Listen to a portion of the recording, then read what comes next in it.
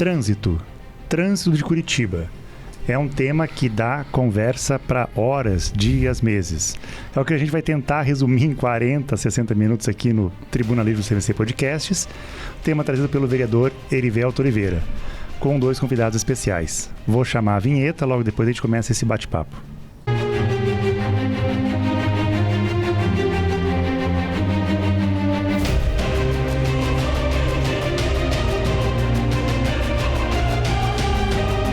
Olá, seja bem-vindo, bem-vinda a mais um programa do CMC Podcasts. Hoje, como eu falei na abertura, o Tribuna Livre vai debater sobre o trânsito de Curitiba.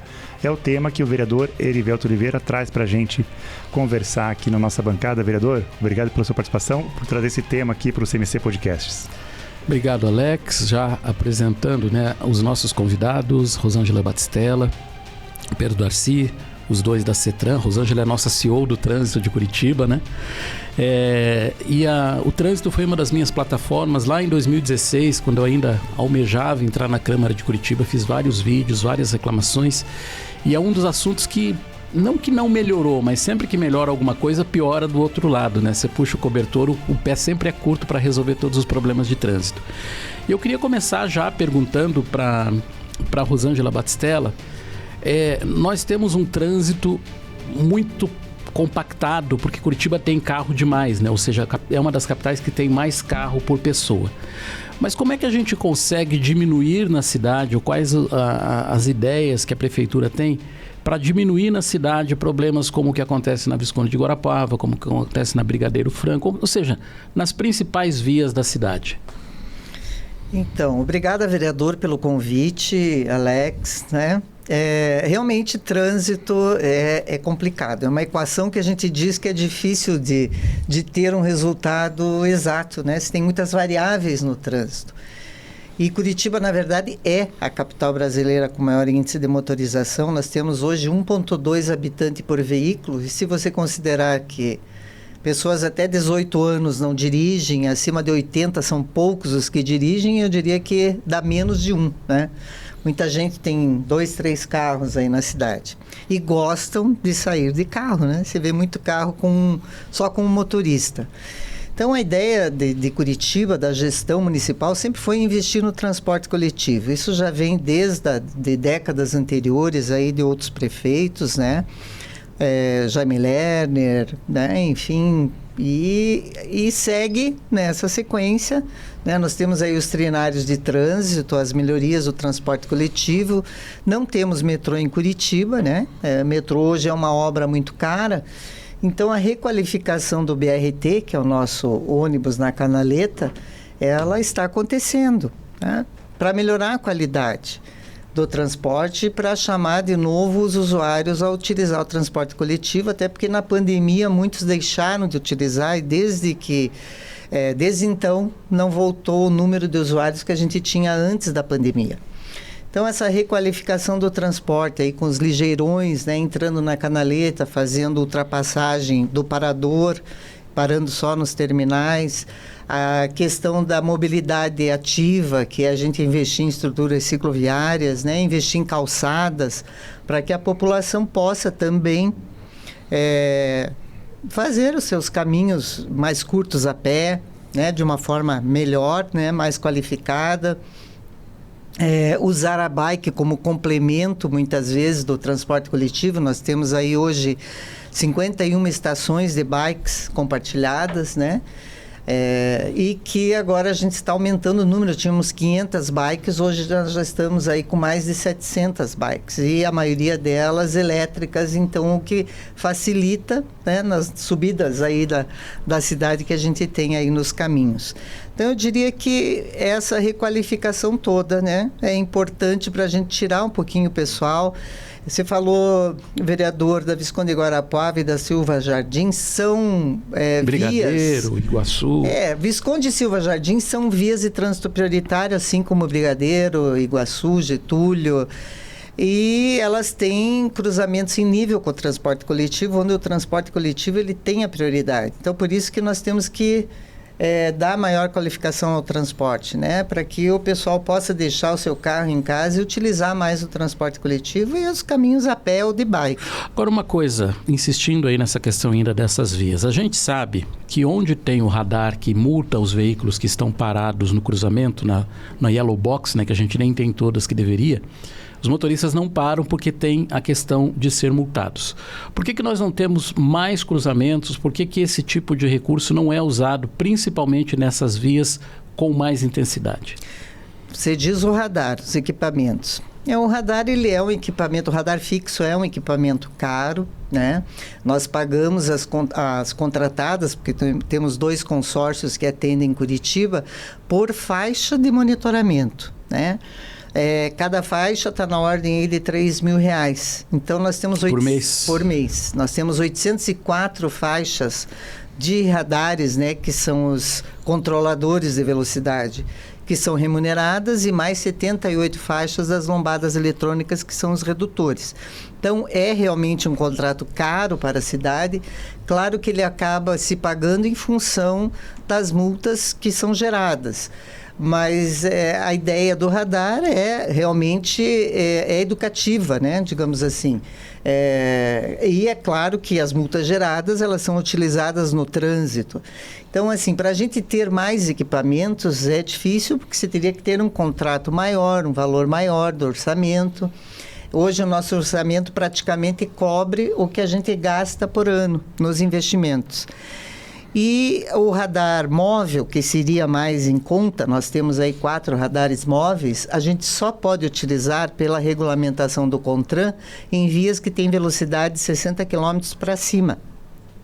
E na área urbana, a via de regra é você baixar a velocidade, né? Isso é uma decisão mundial, não é só Curitiba, outras cidades do Brasil, outras cidades do mundo todo estão baixando a velocidade para reduzir os índices de atropelamentos, os índices de mortes no trânsito, de sinistros no trânsito.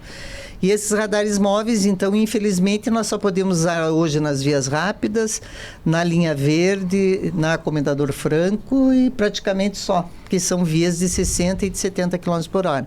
Na área central, por exemplo, que nós temos área calma, nós tivemos que colocar radares fixos justamente por não poder utilizar os móveis. Então, eu diria assim, é uma solicitação que já está a caminho da Senatran.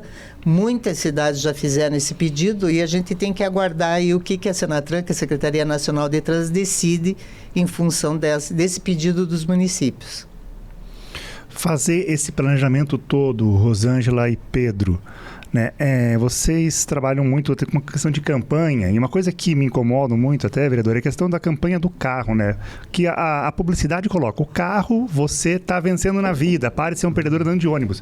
E a gente tem que começar a fazer o caminho contrário, já devia ter começado já, né? Para a gente evitar tantas questões de trânsito, congestionamentos e tal, poluição, enfim.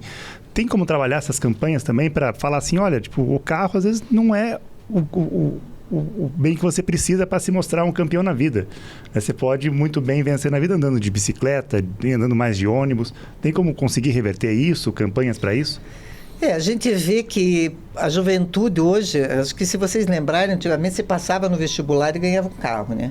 O cara, 18 anos, ele queria passar no vestibular para ganhar o carro. Hoje, essa rapaziada já não pensa mais assim, né? Não é aquela coisa. Então, a gente imagina que no futuro, aí, próximo, o pessoal possa diminuir o uso do carro e usar realmente com determinadas restrições, né? Durante a semana, procurar deixar o carro em casa, usar mais em final de semana ou mais para viagens, né? E as campanhas, elas são feitas do transporte coletivo, né? Nossa Secretaria Municipal de Comunicação Social, ela tem feito. Mas é aquela velha história, ainda tem que mudar a cabeça do curitibano, né?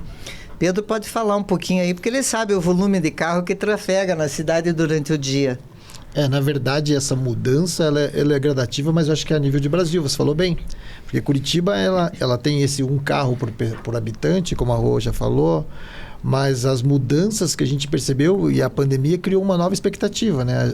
A gente está reaprendendo também a trabalhar com o trânsito depois da pandemia. Mudou as escolas, mudou o embarque e desembarque, mudou o transporte coletivo. Foi uma pena que teve uma queda muito significativa e que não conseguiu voltar ainda ao que estava. Mas eu acho que isso vai sim, nos próximos anos, é uma tendência mesmo que a gente faça uma publicidade, uma propaganda, levando mais a uma outra opção de mobilidade, né? O carro vai ser realmente cada vez a segunda opção. Vamos de ônibus, né? Vamos de carro, vamos de Uber, vamos tentar uma outra forma de deslocamento. E é uma coisa que aumentou muito também, né? O transporte de Uber nos últimos anos, isso aumentou bastante. Eu não podia deixar de fazer uma observação. Esse programa está sendo gravado no dia 14 de junho e nós tivemos no dia 12 de junho a implantação de um novo binário em Curitiba, próximo ao Colégio Santa Maria, né? Matheus Leme, Nilo Peçanha. E foi um binário que quase provocou a Terceira Guerra Mundial, muita gente reclamando. Como é que a prefeitura está encarando esse binário? A gente sabe que todo binário dá uma confusão no começo, mas esse parece que a confusão foi um pouco maior. Como é que a prefeitura está analisando a implantação desse binário? Ele já está concluído? O que ainda precisa ser feito? Todo binário tem ajustes, né, vereador? Na verdade, ao longo aí dos dias, 10, 15 dias ainda, a gente vai observando o binário para fazer os ajustes necessários. Esse binário é um binário realmente bem complexo, ele passa por vias que antes não eram tão utilizadas e tem um colégio muito grande, né? Na verdade, tem 4 escolas ali na região. Mas, especificamente, o maior problema para nós foram os pais dos alunos de um colégio que tem aí 3.000 alunos. Então, tem uma operação de embarque e desembarque escolar muito grande. Embora ele tenha internamente ao colégio essa operação, ele deve fazer internamente ao colégio. E os ajustes vão ser feitos em função disso. Mas eu acredito que, assim, as reclamações que nós tivemos são sempre em função dos pais dos alunos desse colégio. Então, a gente está observando o binário, a fluidez na Matheus Leme é reconhecida, que melhorou muito ali, principalmente no cruzamento da Matheus Leme com a João Gava, onde existia um nó no trânsito, tinha um semáforo ali de 4 tempos, é isso, né, Pedro? 4 tempos. E hoje a gente tem um semáforo com tempo, com ciclos aí melhores, justamente porque a gente não tem 4 tempos mais, e a fluidez é reconhecida, melhorou muito. Claro que os pais dos alunos também, antes passavam por uma rua que já era de mão única, mas era uma rua mais calma, e hoje é uma rua que é uma alça do binário. Inclusive então, o ônibus, né, que passa ali, as pessoas reclamando que o ônibus está numa velocidade acima do normal. O Darcy já me mostrou que não, que vocês têm como saber, inclusive, como um ônibus está rodando na cidade, né? Isso, a Urbis, que é quem gerencia o transporte coletivo em Curitiba, ela consegue monitorar a velocidade do ônibus, não só o itinerário que ele está fazendo, como a velocidade dele. E realmente o ônibus passa numa velocidade adequada com o que está regulamentado ali na via. Mas eu acredito que é mais pela impressão, porque o ônibus é grande, é um articulado, né? A linha do Interbairros 2 que passa ali. Então a sensação que dá é que o ônibus realmente está numa velocidade maior.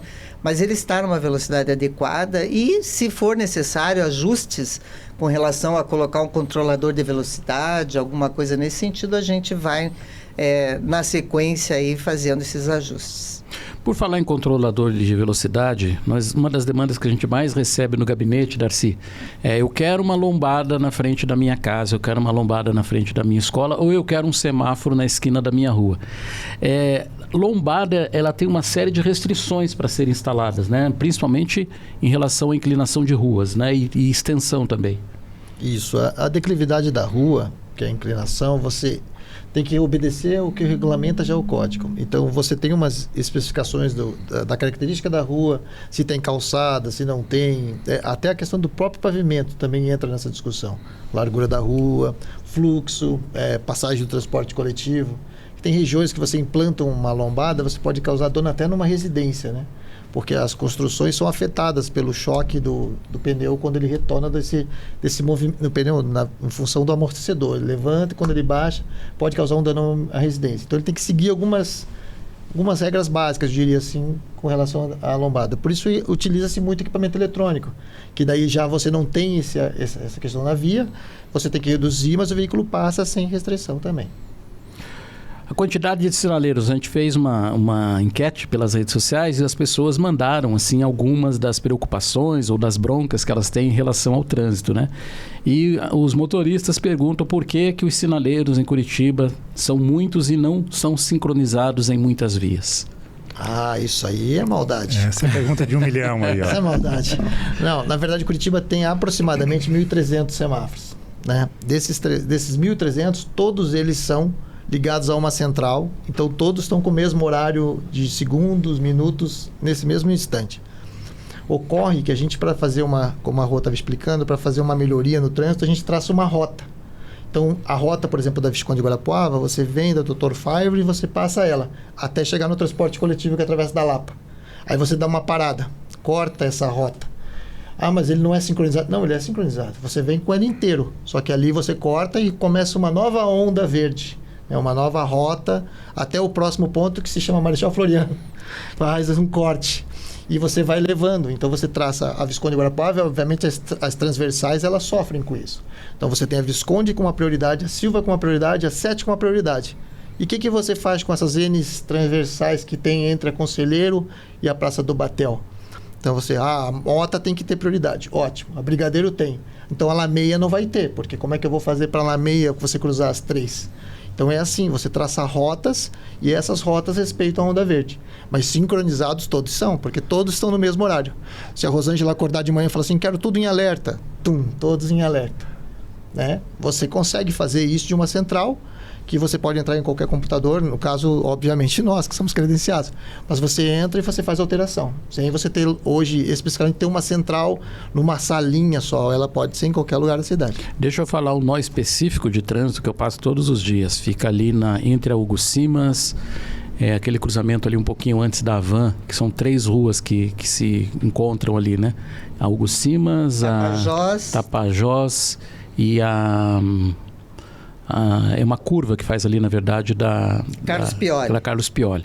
Ali tem o seguinte, se você está na Tapajós e você vai entrar na Hugo Simas, obrigatoriamente você vai estar parado na Tapajós, e quando você for entrar na Hugo Simas, você vai parar e ali tem um espaço para 4 carros, né? Então, normalmente ali acontece aquele problema que é o carro interromper. Ali não é o caso de se colocar uma pessoa de castigo ali para tentar descobrir uma solução para evitar esse problema?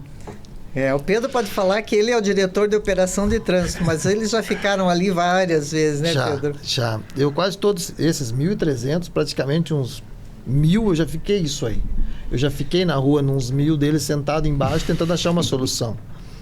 Meu primeiro semáforo que eu programei quando eu era estagiário do IPUC ainda, eu diria, foi na 7 de setembro, o final da 7 de setembro com a Silva Jardim. Foi o pior semáforo que eu já programei na minha vida. E a gente, quando tem um cruzamento como esse, a gente vai atendendo através de demanda. Nós recebemos o 56, proposições, a gente vai, avalia o cruzamento.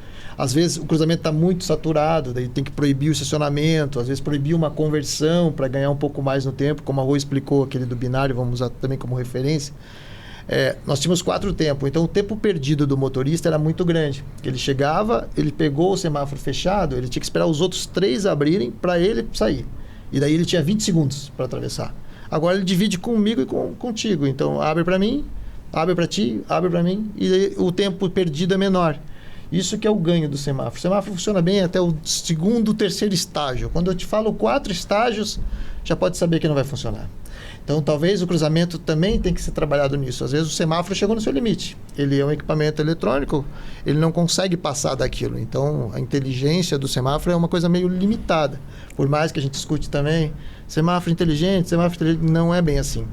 As centrais de tráfego que trabalham com semáforo, elas são inteligentes. Ela consegue controlar vários semáforos e entender que aquela região precisa de um pouco mais de tempo, aquela outra não. Isso sim é uma inteligência. O semáforo em si já tem uma inteligência menor. Isso que eu ia abordar com o Pedro Garcia, até com o vereador perguntou, já tem o uso de inteligência artificial nesses programas e dá para também falar, nesse momento a gente tem que dar prioridade que o trânsito está intenso na Visconde de Guarapuava. Então vamos liberar o máximo possível da Visconde, vamos travar, obviamente, os cruzamentos delas. Isso já acontece. Hoje a gente já tem uma prioridade, a gente está tentando trabalhar com o Waze, através de vários aplicativos também, Google mesmo, e receber esses dados dos usuários e com isso a gente conseguir tratar. É óbvio que também não é em tempo real, assim, Não é exatamente porque o dado chega, ele tem que ser tratado e tal, para depois a gente conseguir colocar para a rua. Normalmente o pessoal da CETRAN ele trabalha assim, uma mudança grande na área central, que tem 300 semáforos mais ou menos só na área central de cidade, a gente faz uma vez a cada ano, uma mudança grande. Porque foram implantados vários semáforos de pedestres, porque implantou-se uma ciclovia, porque implantou um semáforo novo nesse arranjo todo. Aí faz uma programação nova para esses 300. Então, uma vez por ano. E passa o resto do ano fazendo microajustes. Vai arrumando, vai arrumando, vai arrumando. A ideia é que com esses aplicativos a gente consiga, de repente, deixar isso mais automático. Mas mesmo assim, nós vamos estar sempre correndo atrás. Em tempo real, sinceramente, até hoje, você não consegue. Você consegue fazer um equipamento em tempo real. Mas vários equipamentos não consegue. Porque o dado não é assim, né? Não tem um agente de trânsito em cada semáforo puxando ou não. A gente recebeu também bastante questões em relação a motociclistas, entregadores profissionais e amadores, né? Eles são das principais vítimas de trânsito, vítimas fatais de trânsito, mas também são muitos que incomodam o trânsito com escapamento aberto, enfim. Existe alguma política da CETRAN em gestação ou já planejada para trabalhar com os ciclistas, com os motociclistas que são vítimas, que às vezes exageram nas manobras? É muito comum, quase todo dia você pega uma moto na contramão, né, principalmente de entrega, e quase todo dia você escuta motos com escapamento aberto, que incomoda muito. Na verdade, eles são as maiores, eram até o ano de 2022 as maiores vítimas de acidente de trânsito. Durante a pandemia houve muita questão, né? Aumentou muito as entregas, né? Através de motocicleta, e acabaram sendo as maiores vítimas aí de fatalidades mesmo no trânsito. Do ano de 2023 já mudou e passou o pedestre a ser as maiores vítimas do trânsito. Os motociclistas, a gente pode fazer a questão educativa, que é o que nós fazemos com a nossa escola de trânsito, que é a ABC Trânsito, e também com blitz fiscalizatórias, né? Nós temos pego muitas motos adulteradas, aí, com escapamentos adulterados, que estão no pátio da CETRAN. Mas, infelizmente, o nosso efetivo não é tão grande assim para a gente fazer isso todos os dias ou em todos os horários. Testamos também um equipamento, um radar, que faz o monitoramento do ruído, né? Só que é difícil, sabe, Erivelto, porque esse radar, embora ele já funcione na França, na China, existe uma regulamentação para esse tipo de equipamento. No Brasil não existe ainda. E para existir, é um caminho longo, um caminho longo com o CONTRAN, né, com o Conselho Nacional de Trânsito. Nós até mandamos para eles a nossa experiência aqui em Curitiba com esse equipamento. Ele funcionou muito bem, mas para que você tenha certeza que é aquele veículo ou aquela moto que está fazendo realmente um barulho no seu escapamento, você tem que ter vários pontos com o equipamento. Para você ter certeza que é aquele que passou no ponto A, passou no ponto B, passou no ponto C, então é ele, né? Você cruzar as informações. E aí, como eu te falei, são equipamentos caros e o Brasil ainda a gente não tem recursos para esse tipo. O que é feito muitas vezes é a própria Secretaria do Meio Ambiente também, que ela tem o decibilímetro, então ela consegue às vezes fazer esse tipo de blitz. Mas também é uma questão da fiscalização, de você não ter realmente um efetivo disponível na cidade para todo esse tempo. Então, dentro do que nós temos, é a questão educativa com a ABC Trânsito e a questão da fiscalizatória, que até a gente usa o grupamento da Guarda Municipal que atua no trânsito para fazer essas blitz. Existe alguma possibilidade de Curitiba ter faixas exclusivas, como existe em São Paulo? Eu não sei se é impressão minha, me parece que as faixas de rodagem em Curitiba são um pouco mais estreitas também do que em São Paulo. É real isso?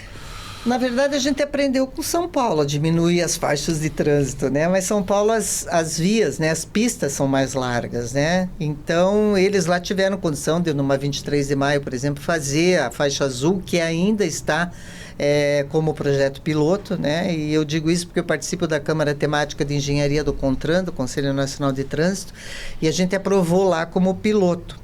E devemos agora fazer uma relatoria que ainda é inconclusiva. Por quê? Porque a gente soube que há muito acidente de trânsito na faixa azul. Há muito acidente de motocicletas.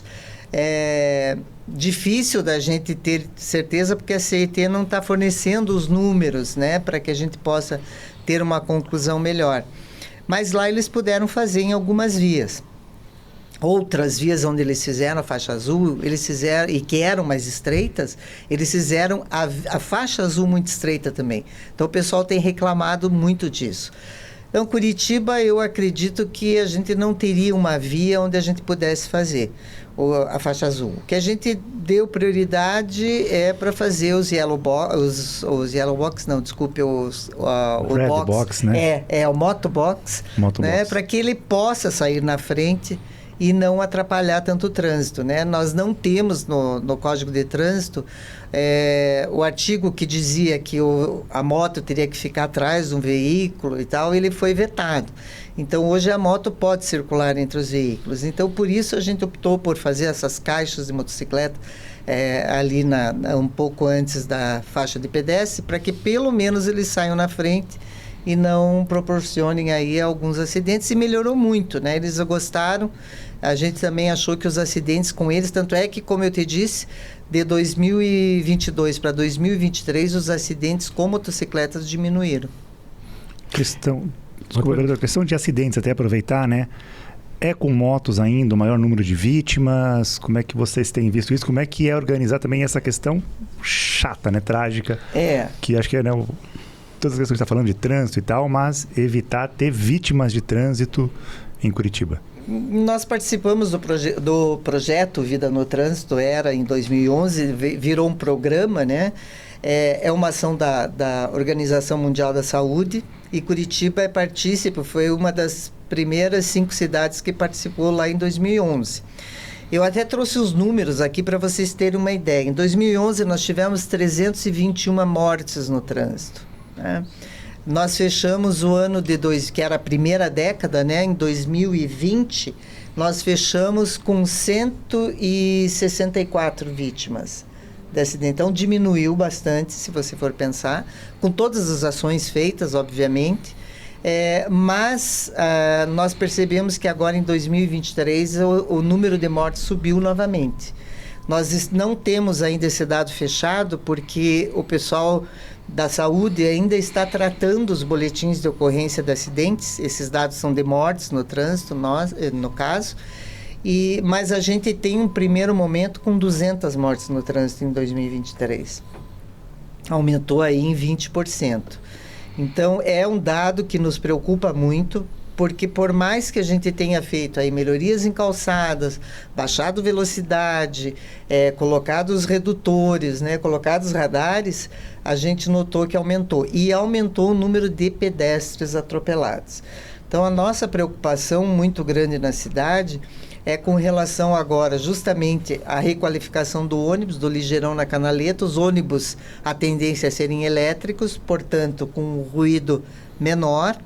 A gente sabe que o pedestre, quando atravessa uma canaleta, ele não tem o cuidado que ele deveria ter, ele deveria atravessar só onde tem o semáforo mesmo, para ter uma maior segurança, mas ele acaba atravessando em meio de quadra, muitas vezes com fone de ouvido, olhando no celular, e as canaletas aí estão batendo recorde aí de atropelamentos eu moro numa rua com canaleta, Padre Anchieta, o pessoal usa como calçada a canaleta, né? Tá passeando ali com uma criança, com o cachorro, ali pela... Agora, no Maio Amarelo, a gente fez bastante ação, e vamos fazer até o final do ano, na verdade, mas intensificamos no Maio Amarelo, as ações nas canaletas. A gente fez em vários pontos, simultaneamente, com agentes de trânsito, tanto da educação, da fiscalização, pessoal do BPTran, pessoal de ONGs, né, que trabalham com trânsito, pessoal da Polícia Rodoviária Federal, DDTran, que é a Delegacia de Delitos de Trânsito, a URBS. A gente fez uma ação muito grande para mostrar justamente para esse ciclista, principalmente, que usa canaleta, ou os pedestres, para que eles usem a via lenta, né, a calçada, ou o ciclista, no caso, a própria pista da via lenta, porque ela é para ser compartilhada, ela tem uma velocidade menor de 30 km por hora, então perfeitamente possível o compartilhamento dele com os veículos. mas eles ainda, muitos, insistem em utilizar a canaleta. Você falou aí nesses 30 quilômetros das vias lentas, mas também tem o 40 quilômetros, tem os 50 quilômetros, os 60 quilômetros e os 70 quilômetros, tudo isso dentro da cidade. Os motoristas reclamam muito disso também. Pois é, mas isso não é um privilégio de Curitiba, porque eu digo privilégio porque a gente tem uma classificação viária. O mundo inteiro é assim, né, Heriberto? Você tem um código de trânsito onde ele classifica as vias como locais, coletoras arteriais de trânsito rápido, e cada uma tem a sua velocidade. E a gente segue o que o código diz. Então, e todas as cidades que estão ligadas ao Sistema Nacional de Trânsito seguem isso. Então, 30 km por hora, basicamente, são para as vias que estão próximas a escolas, postos de saúde, hospitais, enfim, onde tem lombada, onde tem faixa elevada. Essas vias são de 30 km por hora. E dificilmente tem multa nessas vias, né? Dificilmente. Já 40 km por hora, eu diria que são para as vias locais, né? As vias locais onde você compartilha pedestre, tanto é que a nossa área central, o quadrilátero da área calma, ele é todo 40 por hora, porque você tem muita circulação de pedestres, né? E mesmo vias residenciais também, via de regra, 40 por hora. 50 a gente usa para os binários de trânsito. Realmente, antigamente, eles eram de 60 km por hora, nós baixamos a velocidade para melhorar a segurança. Deixamos 60 somente as vias rápidas, porque elas têm 4 faixas de circulação e o trânsito é prioritário nelas. E 70 é a Comendador Franco, né? A antiga Avenida das Torres, aí, e a linha verde. São as únicas de 70 km por hora, porque são vias já consideradas vias de trânsito rápido mesmo, né? Do que consta no Código de Trânsito. Então, assim, são velocidades que estão sinalizadas nas vias, bem sinalizadas, e o curitibano, ele precisa se acostumar a respeitar essa velocidade, porque ela é assim nas outras cidades também. Se ele for para São Paulo, ele vai encontrar vias de 30, de 40, de 50, de 70, lá tem 80, inclusive. Então, é isso que acontece nas cidades. Darcy, a gente recebeu aqui alguns questionamentos do trânsito, palavras dos nossos eleitores e pessoas que seguem a rede, não são minhas. Obras desnecessárias em horários de pico. Para o usuário, ele sempre está vendo uma obra desnecessária, mas feita ali 9h30 da manhã, 5h30 da tarde, aí interrompe o trânsito. Às vezes você está ali horas e horas, passa, tem um bueiro aberto e uma pessoa trabalhando. Como é que acontece isso? Como é que as concessionárias que fazem esse serviço obtêm essas licenças para trabalhar nesses horários? A maioria das autorizações que a gente faz para as empresas, independente se for concessionário ou até pré-construções de prédio, ela segue uma restrição de horário, sim. Normalmente das 9 às 11, das 14 às 16 e depois das 19 horas. Ocorre que nós temos N situações. Recentemente aqui na frente, aliás, a Sanepar está trabalhando. Nós chegamos aqui, a Sanepar trabalhando aqui na frente. Ela está respeitando o horário, tudo bem. Mas se fosse um vazamento de esgoto para dentro de uma residência, é complicado a gente dizer assim, não vai entrar lá porque você vai travar o trânsito. Mas ele está alagando o subsolo do prédio, onde às vezes tem 2 subsolos. Isso acontece, lamentavelmente, aqui na região da Tibagi e Mariana, proximidade do rio. Às vezes dá um alagamento naquela região e acaba comprometendo a rede de esgoto. E vários prédios têm esse problema ali. Então a gente acaba mandando, não, Sanepar, então tudo bem, entra lá. Mas ele é esporádico, eu diria assim, não é um serviço rotineiro. A maioria dos serviços de construção civil, por exemplo, que é um que a gente consegue programar bem, na própria Visconde de Guarapuava, é só após às 9 horas da manhã. Então ele faz das 9 horas, é uma concretagem, talvez ele passe do horário de almoço, mas às 5 da tarde ele tem que sair. Isso acontece no César Alencar, Almirante Tamandaré, as rápidas que a Rô falou. Então essas obras que são mais controláveis, a gente tem uma restrição. É difícil falar da Sanepar, porque a Sanepar, na época, também teve aquela questão dos rodízios, que teve um problema de vazamento de água. Então, ela tinha que entrar e fazer a troca daquele horário do rodízio da água. Então, às vezes, ele entrava no meio da Visconde de Guarapuava. Mas, às vezes, sem querer contestar, mas às vezes é um serviço de poda, né? De rua, às vezes é um serviço de poste, e, às vezes uma escada em alguma esquina, é uma concessionária de internet, uma escada trava um trânsito num horário que não precisava. É nesse sentido, assim, como é que algumas dessas empresas podem estar fazendo um serviço irregular, num horário irregular, ou não, elas têm essa autorização? Você acabou de usar todas as palavras na mesma frase. A empresa está totalmente irregular.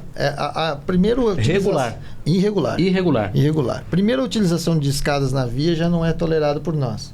Então, quando ele está utilizando escadas, ele tem que usar para a área de passeio, não na área da via. Ah, mas eu preciso... Então, você vai ter que usar um veículo que faça esse serviço de uma forma correta. Acontece que essas empresas que você está citando são empresas que a gente normalmente trabalha junto com a Copel daí. Porque eles têm uma... A Copel faz o aluguel dessas linhas de rede de telecomunicações, telefonia, fibra ótica, e ela tem umas regras já a seguir. E nessas regras a gente já coloca, não pode fazer isso, não pode fazer aquilo. Só que vocês devem ter visto também que existe uma questão de vandalismo e furto na rua. E as pessoas vão e roubam esses cabos. Aí a empresa tem um prazo X para instalar, e ela corre lá para instalar o cabo. Totalmente irregular. Mas aí é o tal da faca de dois gumes, né? Ao mesmo tempo que a gente acha que ele desligou só a nossa internet, ele desligou do Hospital Pequeno Príncipe. E o Hospital Pequeno Príncipe está ligando para TIM, para Vivo, para Claro, reclamando que está sem sinal. A empresa sai correndo com o seu carrinho, vai lá com a escada no meio da rua, a gente chega, os agentes orientam, não pode fazer. Mas como a Rô também já mencionou um pouquinho antes, a gente está com um déficit de agentes. Digamos um jogo de cintura que às vezes as autoridades têm que relevar. Opa! Não fui eu. Celular, vamos falar de celular daqui a pouquinho. Na verdade, assim, a gente trata muito com bom senso, mas existem coisas que a gente não pode tolerar, né? Os horários são seguidos à risca. Se o agente de trânsito passa e vê o veículo, ele orienta, fala, não, amigo, você vai ter que sair e volta mais tarde. Vamos regularizar isso. Daí ele pode contar aquela história que ele falou, não, mas eu atendo ao pequeno. Já que eu citei o Pequeno Príncipe, eu atendo o Pequeno Príncipe, preciso fazer. Então tá bom. Então eu vou te dar o apoio, você vai fazer em 15 minutos e vai embora. Aí a gente faz o apoio, ele acaba e vai embora. Né? Nessa questão que o vereador colocou muito bom, nesses serviços tão regulares ou irregulares. Especialmente, acho que o Uber, serviço de transporte aí, ele pode parar na faixa, né, também. Eu fiz uma matéria em 2005, talvez eu esteja atualizado, que era com a questão de carros fortes, que paravam no meio da rua e falavam assim, não, eu estou oferecendo serviço e tal, não sei o quê. Eu lembro que eu cheguei a falar com o diretor da Contran lá de Brasília, ele falou assim, não, ele não pode parar no meio da rua.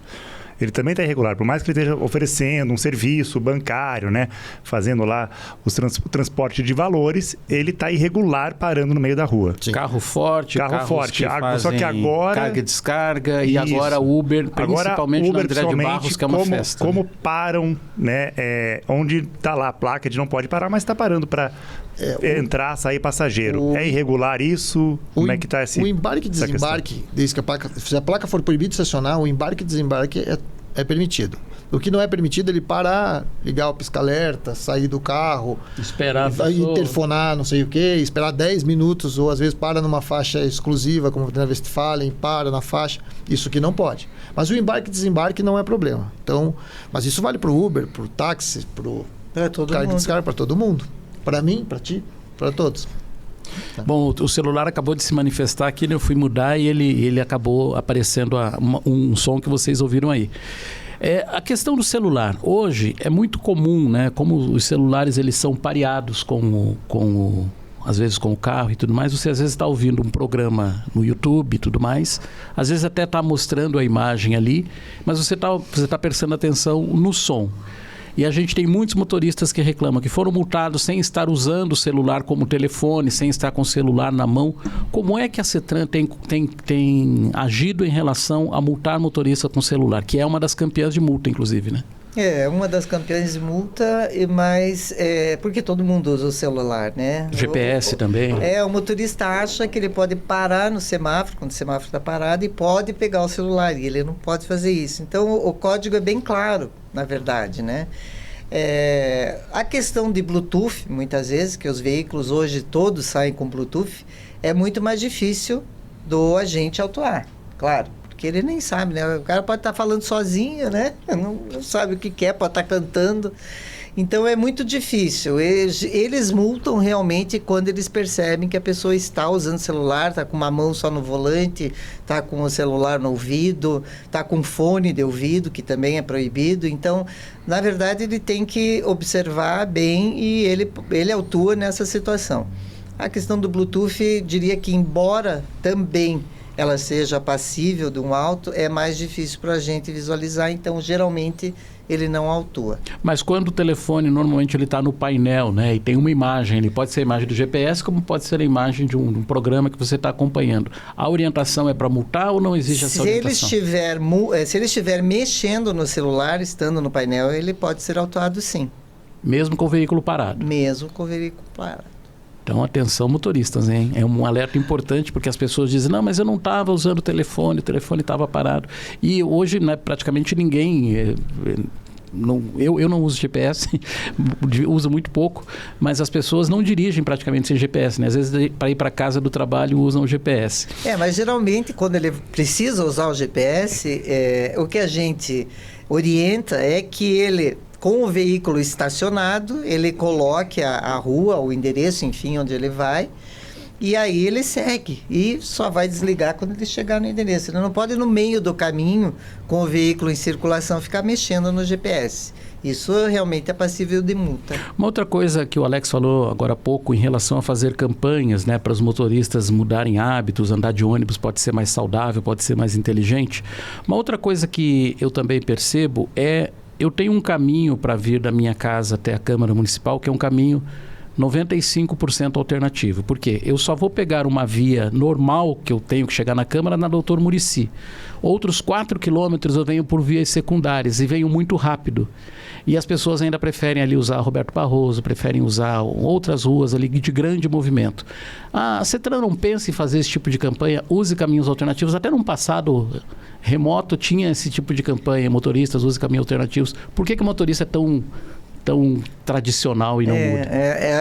É o tal do cavalo de padeira que a gente costuma dizer, né? Usa sempre aquele caminho.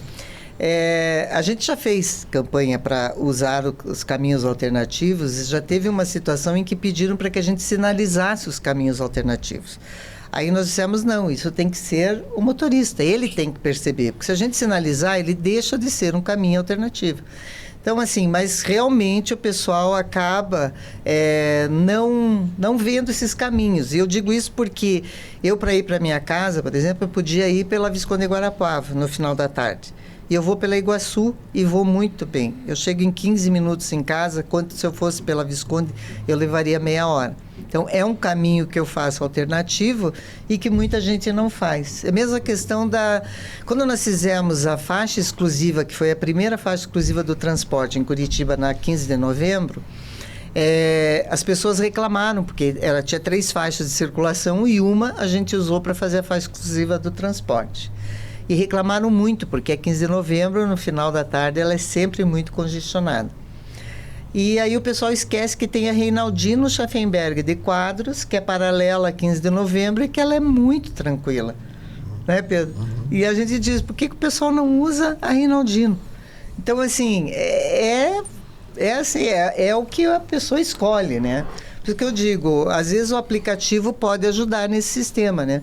Nós temos a José de Alencar, que também é uma via saturada no horário de pico, e nós fizemos uma mão única como é o nome da rua, Pedro? Atílio Bório. Atílio Bório. Atílio Bório tem o mesmo sentido da José de Alencar, e para ajudar justamente. E pouca gente utiliza a Atílio Bório, quando na verdade ela poderia se deslocar no mesmo itinerário ali, vamos dizer, no mesmo trajeto do que ela precisa, por uma rua menos movimentada. E Curitiba, exceto ali no Alto da Glória, né, é uma cidade muito com ruas paralelas e transversais, né? Quer dizer, se você vai para uma região da cidade, você pode pegar uma rua ou a paralela de baixo ou de baixo, você está indo para a mesma região, né? Exatamente. Quando nós fizemos o binário da Matheus Leme, também lá no passado, em 2017, que foi o primeiro binário que nós fizemos na gestão do prefeito, eu sofri Rafael muito Greca. Nesse binário. Então, na verdade, né? A ponto de andar em círculo. Eu imagino. E esse binário também, já foi um binário que a gente já fez 50 km por hora, já fizemos um binário com redução de velocidade, e o pessoal não usava a Nilo Peçanha, né? Era muito difícil.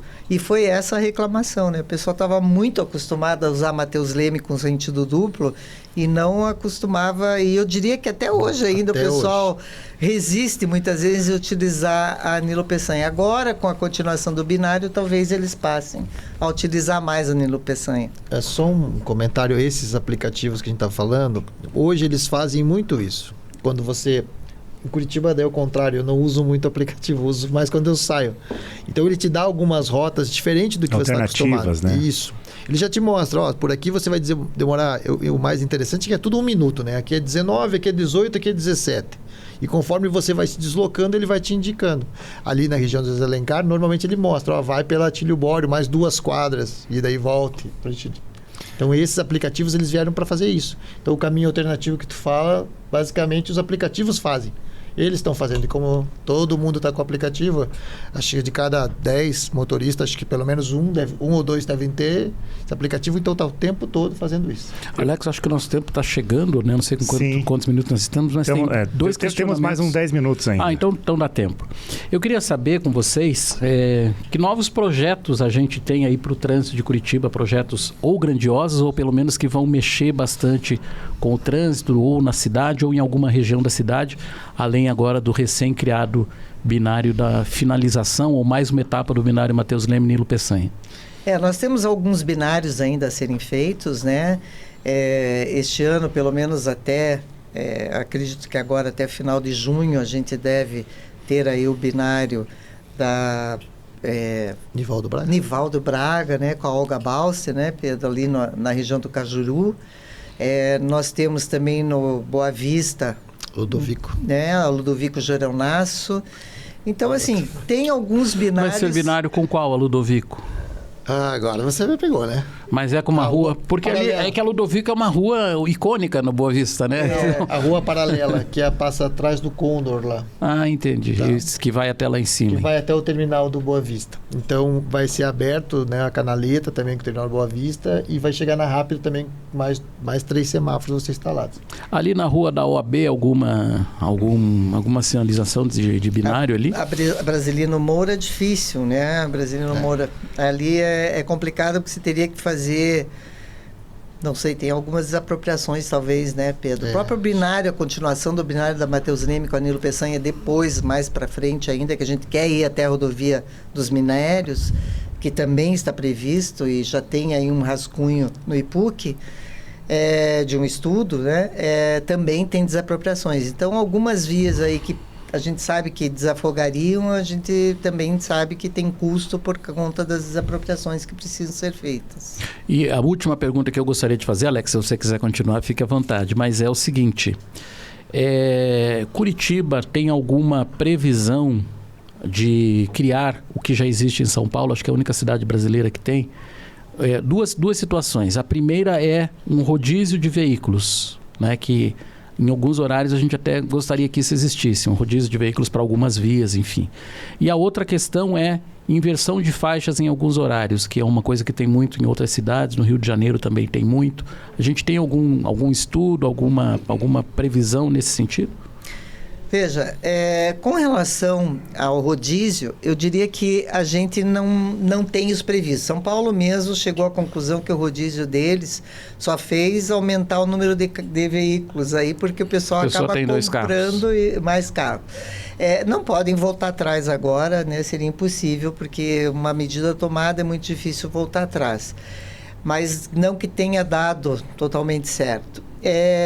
A gente tem outras formas, né, de fazer. A própria Aracalma, que é esse quadrilátero no centro da cidade, por exemplo, a ideia dela, quando ela foi lá atrás pensada, era de você criar nesse quadrilátero um tipo de estacionamento mais caro, como existe em Londres, por exemplo, que o estacionamento na área central ele é mais caro do que na periferia. E a gente pensa em fazer isso no futuro porque para a pessoa realmente usar o transporte coletivo. Nós temos muitas linhas de ônibus que chegam até o centro da cidade. Ou seja, dificultar o trânsito de carros meio que propositadamente. Essa era a pergunta que eu ia fazer, vereador. De certa forma, que um pedágio o Rodrigo velado, passou aqui pra gente, né? Londres e Paris também, né? Fazer esse pedágio. É uma multa, né? Andou no centro, você já está multado, digamos assim também. Ou esse pedágio para andar nessa área central. E a área central é o grande nó da cidade. É ela que tem que ser mais... Na verdade, assim, todas as ruas acabam convergindo para o centro da cidade. Então, ela acaba sendo realmente um nó. Quando nós criamos a Área 40, já diminuiu muito, tanto que os acidentes na Área 40 praticamente ficaram a zero, né? Pelo menos com gravidade, né? A gente não teve mais acidentes com gravidade.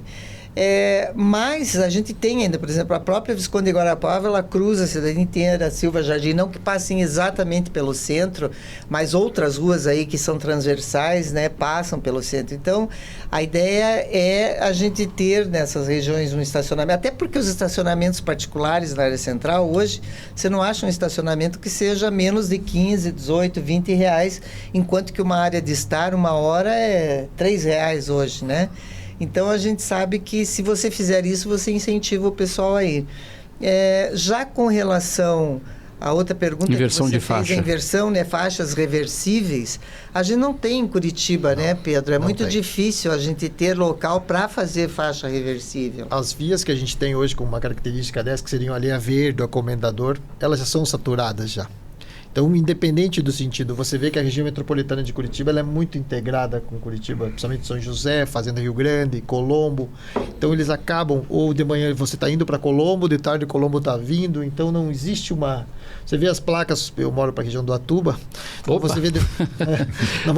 Agora já consegue chegar em casa. Já chega em casa mais tranquilamente.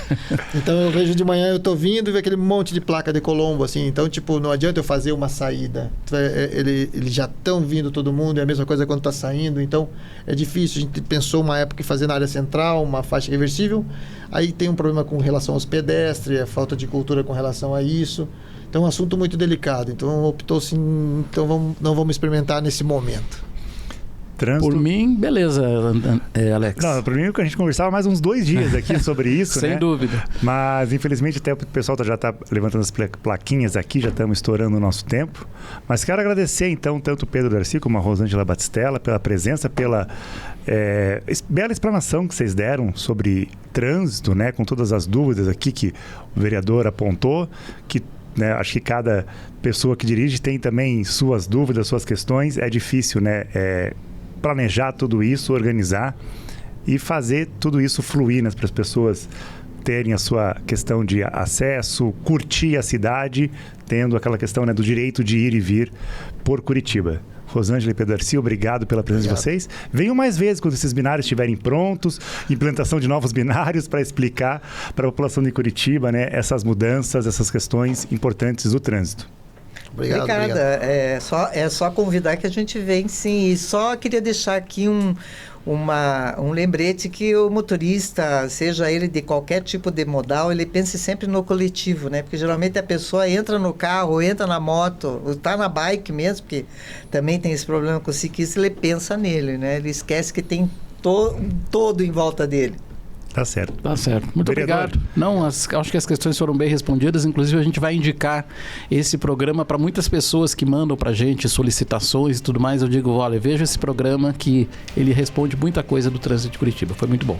Que bom, vereador. Eu lembro que no Você Me Representa, você chegou até a ressaltar, né, que você gostava de estudar trânsito, analisar muitas perguntas que você agora colocou para 2 especialistas aqui. Legal compartilhar isso com o nosso público aqui do CMC Podcasts. É isso aí. Muito obrigado. Quero agradecer quem estava no estúdio. A gente teve uma plateia grande aqui, né? Eu vou falar, tava a Nicole, a Vanessa, o Marcos, a Paloma, o Rodrigo e o Bruno Slompo, nosso estagiário, que é o último dia dele hoje, que a gente está triste, nos despedindo aqui do grande estagiário, nosso estagiário estrelinha aqui, fazendo cortes, gravações, fotos também.